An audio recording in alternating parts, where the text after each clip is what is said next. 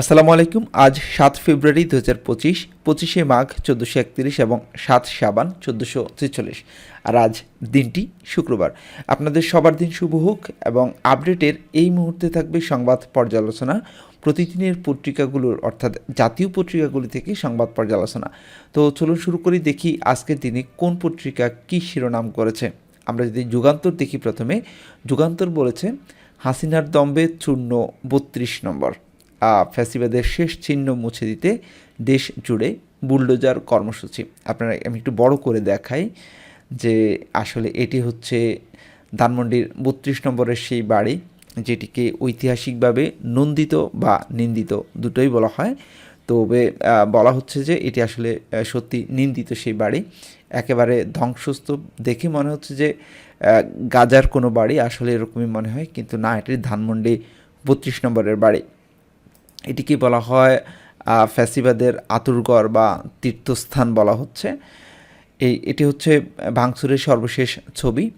আর প্রধান উপদেষ্টার কার্যালয় থেকে এই বিবৃতি দিয়েছে ৩২ নম্বরে ভাঙচুর, হাসিনার বক্তব্যে মানুষের ক্রোধের মানে রাগের বহিঃপ্রকাশ। হাসিনার যে ভারত থেকে সম্প্রতি তিনি আওয়ামী লীগের ফেসবুক পেজে একটি বক্তব্য দিয়েছেন লাইভে, সেই বক্তব্যের বহিঃপ্রকাশে মানুষজন ৩২ নম্বরের বাড়ি গুড়িয়ে দিয়েছে। শুধু ৩২ নম্বরের বাড়ি নয়, সারা দেশে আওয়ামী লীগের যারা বড় বড় নেতা রয়েছেন সকল নেতারই, রাঘব বোয়াল যারা, সকল নেতার বাড়িঘর ভেঙে দিয়েছে। এখানে একটি গুরুত্বপূর্ণ সংবাদ রয়েছে যে ডক্টর মোহাম্মদ ইউনূস বলছেন নির্বাচন হতে পারে এবছরের শেষ দিকে। এটি খুবই গুরুত্বপূর্ণ সংবাদ। তারপরে হাসিনাকে থামাতে ভারতের দূতকে তলব করা হয়েছে, যে হাসিনাকে থামাতে বলা হয়েছে। যদিও ওনাকে তলব করেছেন, উনি বলেছেন যে আসলে তিনি ভারতের কোনো প্ল্যাটফর্ম ব্যবহার করে বক্তৃতা দিচ্ছেন না, তিনি মানে অন্য দেশের প্ল্যাটফর্ম ব্যবহার করে বক্তৃতা দিচ্ছেন। এটি খুবই একটা হাস্যকর যুক্তি। আপনার দেশে বসে কোন দেশের প্ল্যাটফর্ম ব্যবহার করে বক্তৃতা দিচ্ছে সেটি দেখার বিষয় নয়, তিনি তো ভারতেই আছেন। যাই হোক, এটি নিয়ে নিশ্চয়ই ভারত আরও সচেতন হবেন। এখানে একটা ছবিতে দেখছেন আপনারা যে দুজন বয়স্ক বয়োবৃদ্ধ লোক হাসিনার যে ৩২ নম্বরের বাড়ি, সেই বাড়ির সর্বশেষ যে ফার্নিচার সেটি নিয়ে যাচ্ছে। এখানে কলকাতায় বৈঠক, 10 জনকে বিশেষ দায়িত্ব দিয়েছে দেশকে অস্থিতিশীল করার চক্রান্ত, যে দেশকে যেভাবে অস্থিতিশীল করা যায় তার জন্য কলকাতায় বৈঠক করা হয়েছে, 10 জনকে দায়িত্ব দিয়েছে আওয়ামী লীগ। এটি একটি গুরুত্বপূর্ণ সংবাদ ছিল। তারপরে মানবজমিন বলছে ৩২ নম্বরের বাড়ি ধ্বংসের নিন্দা জানালো ভারত। এখানে ৩২ নম্বরে যে বাড়ি ধ্বংস তার একটি নিন্দা জানিয়েছে ভারত।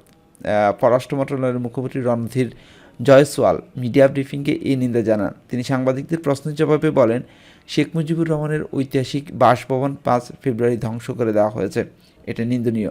তিনি আরও বলেন, দখলদার বাহিনী নিষ্পেষণকারীদের বিরুদ্ধে বাংলাদেশের মানুষের বিরোচিত প্রতিরোধের প্রতীক এই বাড়ি।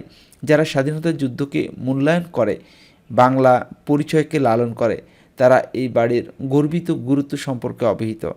এই বাড়িটি বাংলাদেশের জাতীয় চেতনা, এই ভাঙচুরের কড়া নিন্দা জানানো উচিত, এটা বলছে ভারত।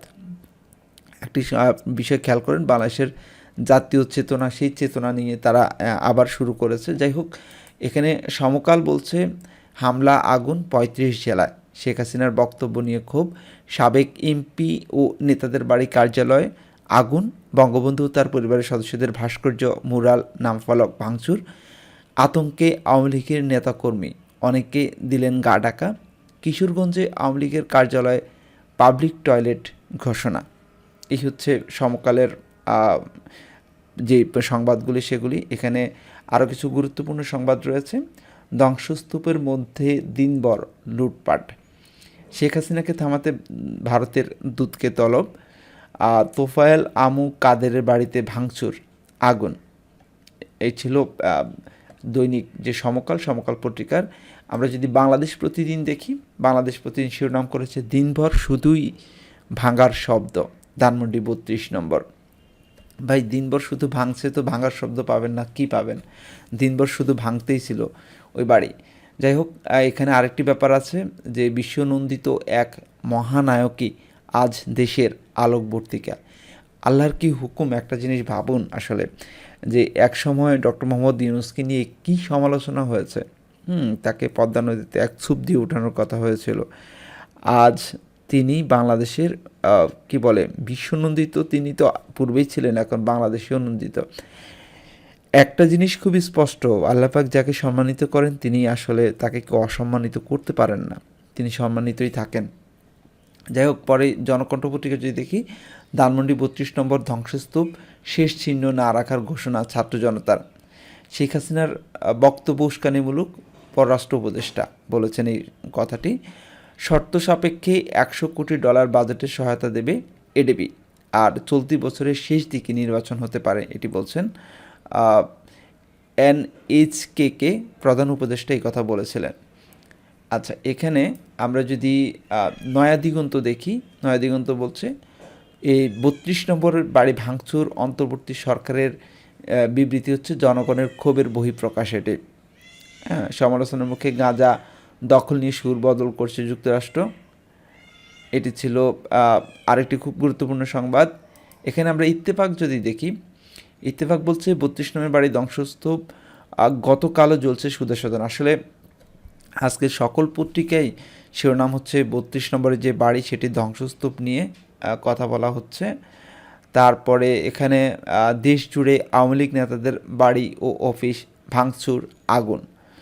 এই 32 নম্বরের বাড়িতে ভাঙচুর, আগুন নিয়ে অনেকেই বলছেন এটা অনভিপ্রেত শেখ হাসিনার সহিংস আচরণের প্রতিক্রিয়া, বলছে অন্তর্বর্তী সরকারের বিবৃতি। উপদেষ্টা মাহফুজ আলম বলছেন ভাঙ্গার প্রকল্প থেকে সরে গড়ার প্রকল্প হাতে নেওয়া উচিত। আবার এখানে এই ঘটনা স্তম্ভিত নূর খান, তিনি বলছেন উস্কানিদাতাদের বিচারের আহ্বান ফিরোজ আহমেদের।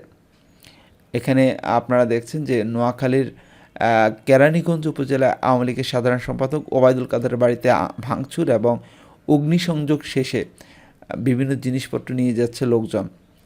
দিল্লিতে বসে শেখ হাসিনার বক্তব্য, ভারতীয় দূতকে ডেকে প্রতিবাদ ঢাকার।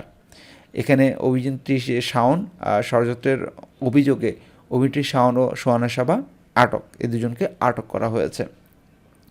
আমরা যদি কালের কণ্ঠ দেখি, কালের কণ্ঠ বলছে যে দেশ জুড়ে ভাঙচুর। এখানে আরেকটি গুরুত্বপূর্ণ ব্যাপার রয়েছে, প্রতিবেশী রাষ্ট্রের হস্তক্ষেপ আছে কি না জানার চেষ্টা করব, এটা বলছে মেজর হাফিজউদ্দিন আহমেদ।